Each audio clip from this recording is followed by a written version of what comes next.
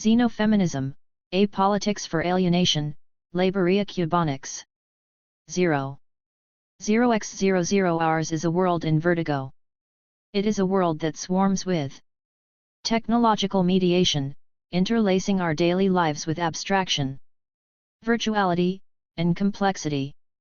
XF constructs a feminism adapted to these realities, a feminism of unprecedented cunning, scale, and vision, a future in which the realization of gender justice and feminist emancipation contribute to a universalist politics assembled from the needs of every human, cutting across race, ability, economic standing, and geographical position. No more futureless repetition on the treadmill of capital, no more submission to the drudgery of labor, productive and reproductive alike, no more reification of the given masked as critique. Our future requires depetrification. XF is not a bid for revolution, but a wager on the long game of history, demanding imagination, dexterity, and persistence.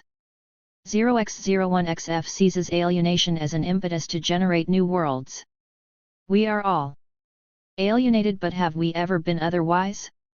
It is through, and not despite, our alienated condition that we can free ourselves from the muck of immediacy. Freedom is not a given, and it's certainly not given by anything natural. The construction of freedom involves not less but more alienation. Alienation is the labor of freedom's construction. Nothing should be accepted as fixed, permanent, or given neither material conditions nor social forms. XF mutates, navigates, and probes every horizon. Anyone who's been deemed unnatural in the face of reigning biological norms, anyone who's experienced injustices wrought in the name of natural order, will realize that the glorification of nature has nothing to offer us, the queer and trans among us, the differently abled, as well as those who have suffered discrimination due to pregnancy or duties connected to child rearing. XF is vehemently anti-naturalist. Essentialist naturalism reeks of theology. The sooner it is exorcised, the better. 0x02 Why is there so little explicit, organized effort to repurpose technologies for progressive gender political ends? XF seeks to strategically deploy existing technologies to re-engineer the world. Serious risks are built into these tools. They are prone to imbalance, abuse, and exploitation of the weak. Rather than pretending to risk nothing, XF advocates the necessary assembly of techno-political interfaces responsive to these risks. Technology isn't inherently progressive. Its uses are fused with culture in a positive feedback loop that makes linear sequencing, prediction, and absolute caution impossible. Techno-scientific innovation must be linked to a collective theoretical and political thinking in which women, queers, and the gender nonconforming play an unparalleled role. 0x03 The real emancipatory potential of technology remains unrealized. Fed by the market, its rapid growth is offset by bloat, and elegant innovation is surrendered to the buyer, whose stagnant world it decorates.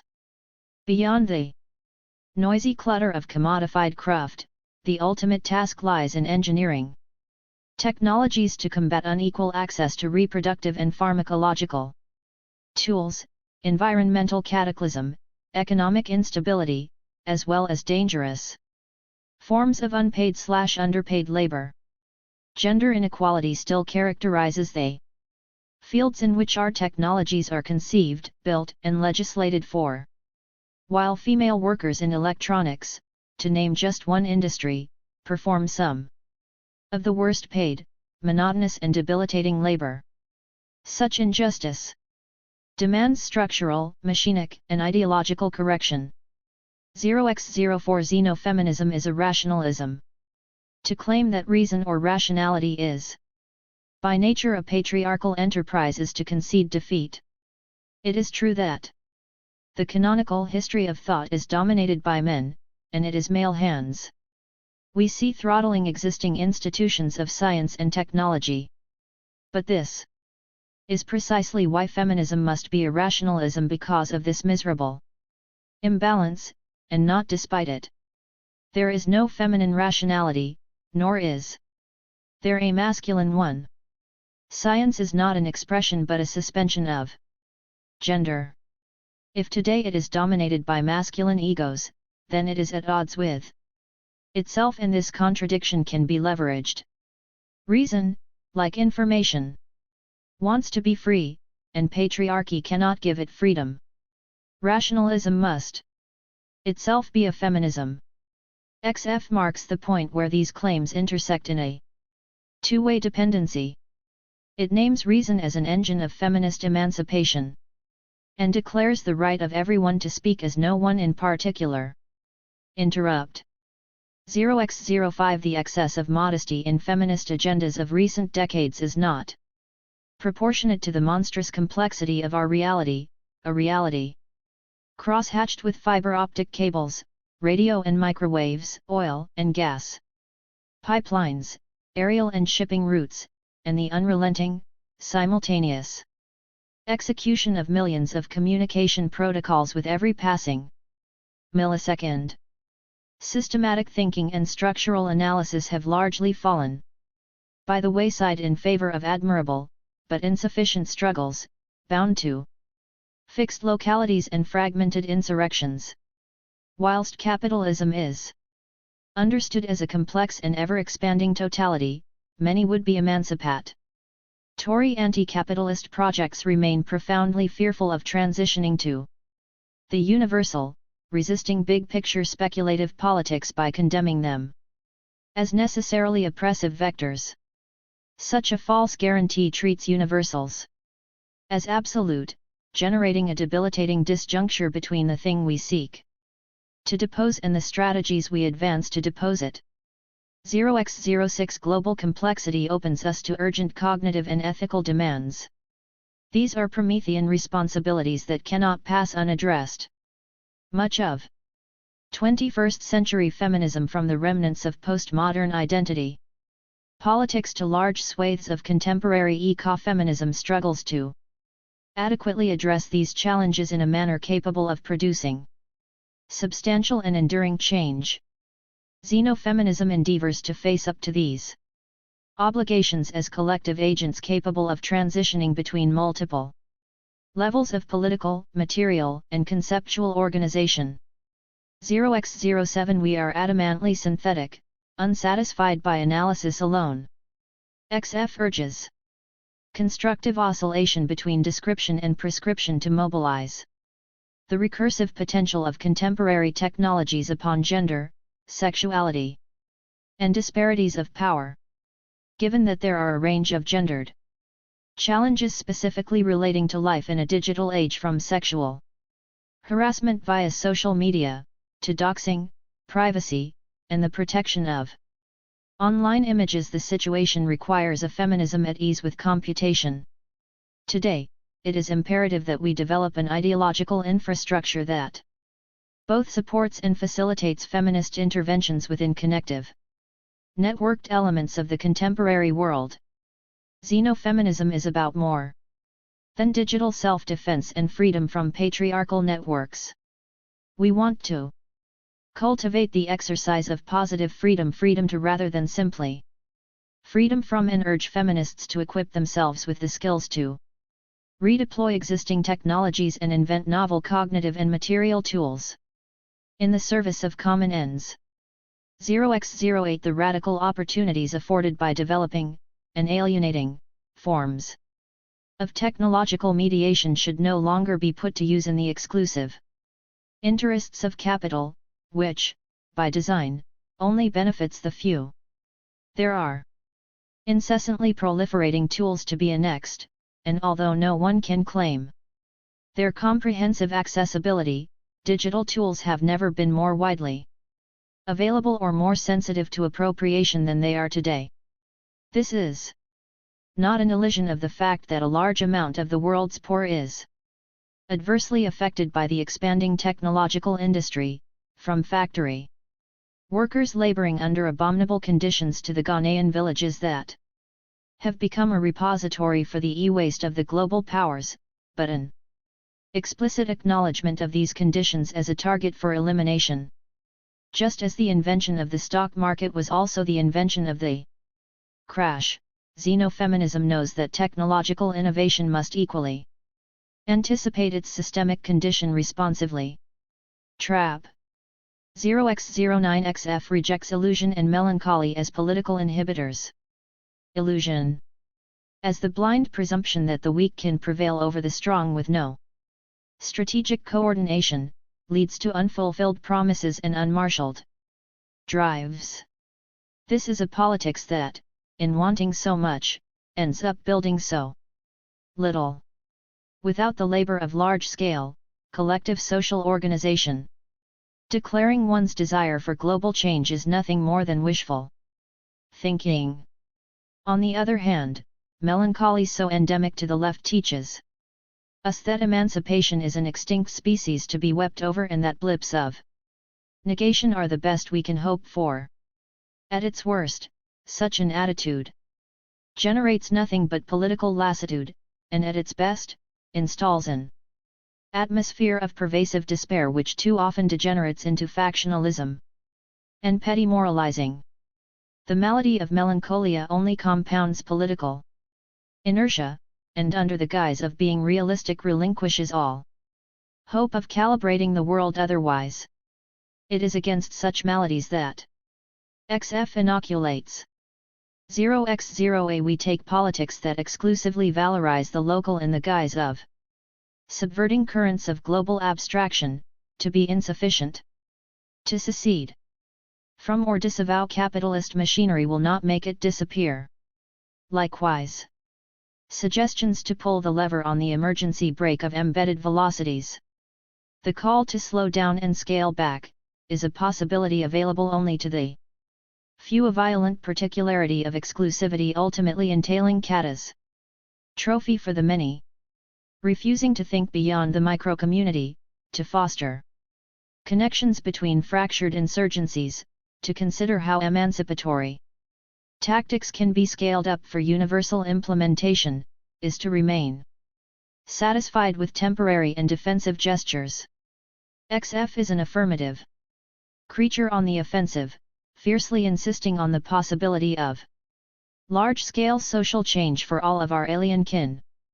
0x0b a sense of the world's volatility and artificiality seems to have faded from contemporary queer and feminist politics, in favor of a plural but static constellation of gender identities, in whose bleak light equations of the good and the natural are stubbornly restored. While having, perhaps, admirably expanded thresholds of tolerance, too often we are told to seek solace in unfreedom, staking claims on being born this way, as if offering an excuse with nature's blessing. All the while, the heteronormative center chugs on. XF challenges this centrifugal referent, knowing full well that sex and gender are exemplary of the fulcrum between norm and fact, between freedom and compulsion. To tilt the fulcrum in the direction of nature is a defensive concession at best, and a retreat from what makes trans and queer politics more than just a lobby, that it is an arduous assertion of freedom against an order that seemed immutable. Like every myth of the given, a stable foundation is fabulated for a real world of chaos, violence, and doubt. The given is sequestered into the private realm as a certainty, whilst retreating on fronts of public consequences. When the possibility of transition became real and known, the tomb under nature's shrine cracked, and new histories bristling with futures escaped the old order of sex. The disciplinary grid of gender is in no small part an attempt to mend that shattered foundation, and tame the lives that escaped it. The time has now come to tear down this shrine entirely, and not bow down before it in a piteous apology for what little autonomy has been won. 0x0c if cyberspace once offered the promise of escaping the strictures of essentialist identity categories, the climate of contemporary social media has swung forcefully in the other direction, and has become a theater where these prostrations to identity are performed. With these curatorial practices come puritanical rituals of moral maintenance, and these stages are too often overrun with the disavowed pleasures of accusation, shaming, and denunciation. Valuable platforms for connection, organization, and skill sharing become clogged with obstacles to productive debate positioned as if they are debate. These puritanical politics of shame which fetishize oppression as if it were a blessing, and cloud the waters in moralistic frenzies leave us cold. We want neither clean hands nor beautiful souls, neither virtue nor terror. We want superior forms of corruption. 0x0d. What this shows is that the task of engineering platforms for social emancipation and organization cannot ignore the cultural and semiotic mutations these platforms afford. What requires re-engineering are the mimetic parasites arousing and coordinating behaviors in ways occluded by their host's self-image. Failing this, memes like anonymity, ethics, social justice and privilege checking host social dynamisms at odds with the often commendable intentions with which they're taken up. The task of collective self-mastery requires a hyperstitional manipulation of desires, puppet strings, and deployment of semiotic operators over a terrain of highly networked cultural systems. The wool will always be corrupted by the memes in which it traffics, but nothing prevents us from instrumentalizing this fact, and calibrating it in view of the ends it desires. Parody 0x0e. Xenofeminism is gender abolitionist. Gender abolitionism is not code for the eradication of what are currently considered gendered traits from the human population. Under patriarchy, such a project could only spell disaster. The notion of what is gendered sticks disproportionately to the feminine. But even if this balance were redressed, we have no interest in seeing the sexuate diversity of the world reduced. Let 100 sexes bloom. Gender abolitionism is shorthand for the ambition to construct a society where traits currently assembled under the rubric of gender no longer furnish a grid for the asymmetric operation of power. Race abolitionism expands into a similar formula that the struggle must continue until currently racialized characteristics are no more a basis of discrimination than the color of one's eyes. Ultimately, every emancipatory abolitionism must incline towards the horizon of class abolitionism, since it is in capitalism where we encounter oppression in its transparent, denaturalized form. You're not exploited or oppressed because you are a wage laborer or poor. You are a laborer or poor because you are exploited. 0x0f. Xenofeminism understands that the viability of emancipatory abolitionist projects, the abolition of class, gender, and race, hinges on a profound reworking of the universal. The universal must be grasped as generic, which is to say, intersectional. Intersectionality is not the morcellation of collectives into a static fuzz of cross-referenced identities, but a political orientation that slices through every particular, refusing the crass pigeonholing of bodies. This is not a universal that can be imposed from above, but built from the bottom up. Or, better, laterally, opening new lines of transit across an uneven landscape. This non-absolute, generic universality must guard against the facile tendency of conflation with bloated, unmarked particulars, namely Eurocentric universalism, whereby the male is mistaken for the sexless, the white for raceless, the cis for the real, and so on. Absent such a universal, the abolition of class will remain a bourgeois fantasy, the abolition of race will remain a tacit white supremacism, and the abolition of gender will remain a thinly veiled misogyny, even especially when prosecuted by avowed feminists themselves.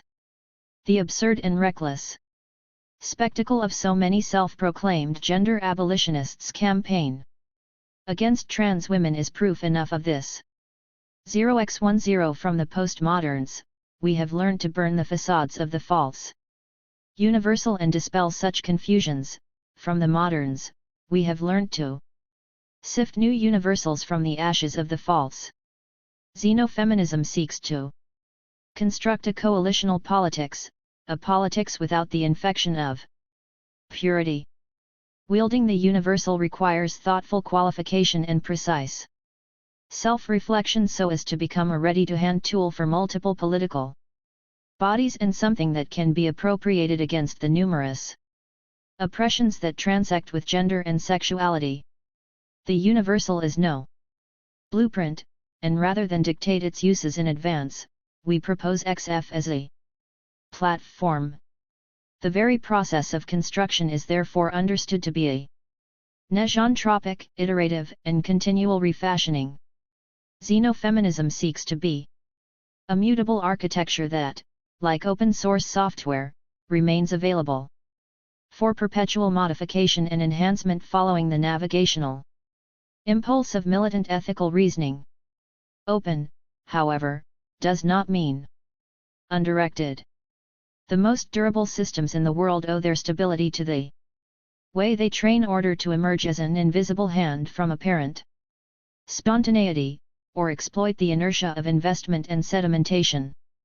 We should not hesitate to learn from our adversaries or the successes and failures of history. With this in mind, XF seeks ways to seed an order that is equitable and just, injecting it into the geometry of freedoms these platforms afford. A just 0x11 Our lot is cast with technoscience, where nothing is so sacred that it cannot be re-engineered and transformed so as to widen our aperture of freedom, extending to gender and the human. To say that nothing is sacred, that nothing is transcendent or protected from the will to know, to tinker, and to hack, is to say that nothing is supernatural. Nature understood here, as the unbounded arena of science is all there is. And so, in tearing down melancholy and illusion, the unambitious and the non-scalable, they libidinized puritanism of certain online cultures, and nature as an unremakable given, we find that our normative antinaturalism has pushed us towards an unflinching ontological naturalism. There is nothing, we claim, that cannot be studied scientifically and manipulated technologically. 0x12 This does not mean that the distinction between the ontological and the normative, between fact and value, is simply cut and dried. The vectors of normative antinaturalism and ontological naturalism span many ambivalent battlefields. The project of untangling what ought to be from what is, of dissociating freedom from fact, will from knowledge, is, indeed, an infinite task. There are many lacunae where desire confronts us with the brutality of fact, where beauty is indissociable from truth. Poetry, sex, technology and pain are incandescent with this tension we have traced. But give up on the task of revision, release the reins and slacken that tension, and these filaments instantly dim. Carry 0x13 The potential of early, text-based internet culture for countering repressive gender regimes, generating solidarity among marginalist groups, and creating new spaces for experimentation that ignited cyberfeminism in the 90s has clearly waned in the 21st century.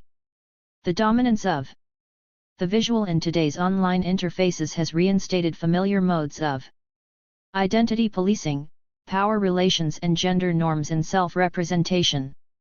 But this does not mean that cyberfeminist sensibilities belong to the past. Sorting the subversive possibilities from the oppressive ones latent in today's web requires a feminism sensitive to the insidious return of old power structures, yet savvy enough to know how to exploit the potential. Digital technologies are not separable from the material realities that Underwrite them, they are connected so that each can be used to alter the other towards different ends. Rather than arguing for the primacy of the virtual over the material, or the material over the virtual, xenofeminism grasps points of power and powerlessness in both, to unfold this knowledge as effective interventions in our jointly composed reality. 0x14 intervention in more obviously material hegemonies is just as crucial as intervention in digital and cultural ones. Changes to the built environment harbor some of the most significant possibilities in the reconfiguration of the horizons of women and queers. As the embodiment of ideological constellations, the production of space and the decisions we make for its organization are ultimately articulations about us and, reciprocally, how we can be articulated. With the potential to foreclose, restrict, or open up future social conditions, xenofeminists must become attuned to the language of architecture as a vocabulary for collective choreography, the coordinated writing of space. 0x15 From the street to the home, domestic space too must not escape our tentacles. So profoundly ingrained, domestic space has been deemed impossible to disembed, where the home as norm has been conflated with home as fact, as an unremakable given. Stultifying domestic realism has no home on our horizon. Let us set sights on augmented homes of shared laboratories, of communal media and technical facilities. The home is ripe for spatial transformation as an integral component in any process of feminist futurity. But this cannot stop at the garden gates.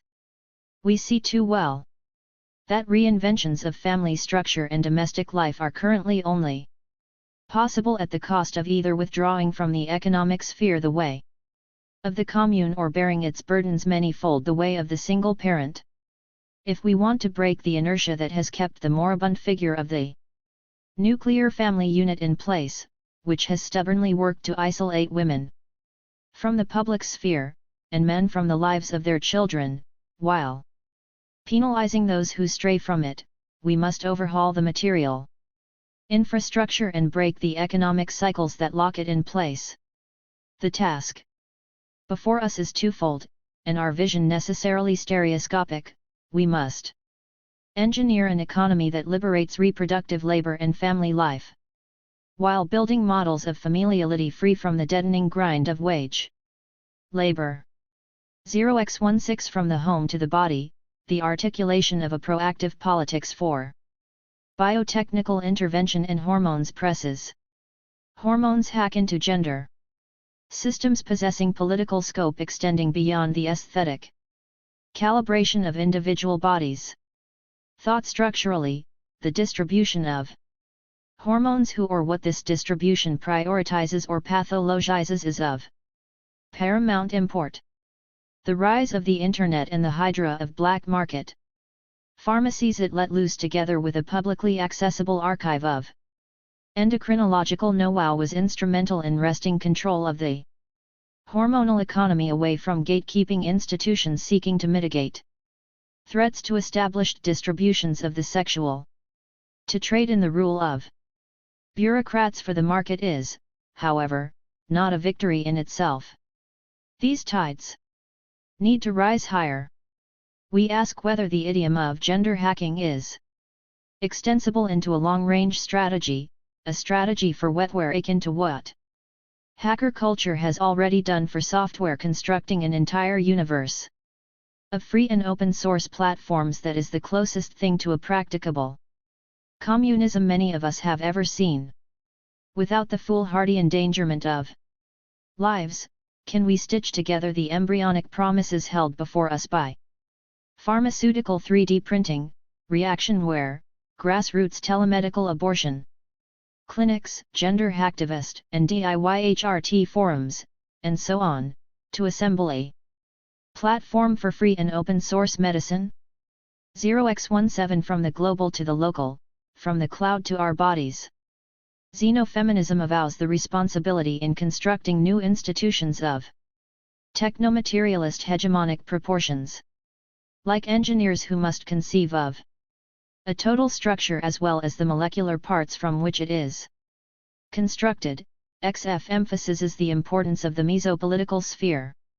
Against the limited effectiveness of local gestures, creation of autonomous zones, and sheer horizontalism, just as it stands against transcendent, or top-down impositions of values and norms. The mesopolitical arena of Xenofeminism's universalist ambitions comprehends itself as a mobile and intricate network of transits between these polarities. As pragmatists, we invite contamination as a mutational driver between such frontiers. Overflow. 0x18xf asserts that adapting our behavior for an era of Promethean complexity is a labor requiring patience, but a ferocious patience at odds with waiting. Calibrating a political hegemony or insurgent mimplex not only implies the creation of material infrastructures to make the values it articulates explicit, but places demands on us as subjects. How are we to become hosts of this new world? How do we build a better semiotic parasite, one that arouses the desires we want to desire, that orchestrates not an autophagic orgy of indignity or rage, but an emancipatory and egalitarian community buttressed by new forms of unselfish solidarity and collective self-mastery? 0x19 Is xenofeminism a program? Not if this means anything so crude as a recipe, or a single-purpose tool by which a determinate problem is solved. We prefer to think like the schemer or lisper, who seeks to construct a new language in which the problem at hand is immersed, so that solutions for it, and for any number of related problems, might unfurl with ease. Xenofeminism is a platform, an incipient ambition to construct a new language for sexual politics, a language that seizes its own methods as materials to be reworked, and incrementally bootstraps itself into existence. We understand that the problems we face are systemic and interlocking, and that any chance of global success depends on infecting myriad skills and contexts with the logic of XF. Ours is a transformation of seeping, directed subsumption. Rather than rapid overthrow, it is a transformation of deliberate construction, seeking to submerge the white supremacist capitalist patriarchy in a sea of procedures that soften its shell and dismantle its defenses, so as to build a new world from the scraps. 0x1a Xenofeminism indexes the desire to construct an alien future with a triumphant X on a mobile map. This X does not mark a destination. It is the insertion of a topological keyframe for the formation of a new logic. In affirming a future untethered to the repetition of the present, we militate for ampliative capacities, for spaces of freedom with a richer geometry than the aisle, the assembly line, and the feed. We need new affordances of perception and action unblinkered by naturalized identities. In the name of feminism, nature shall no longer be a refuge of injustice, or a basis for any political justification whatsoever. If nature is unjust, change nature.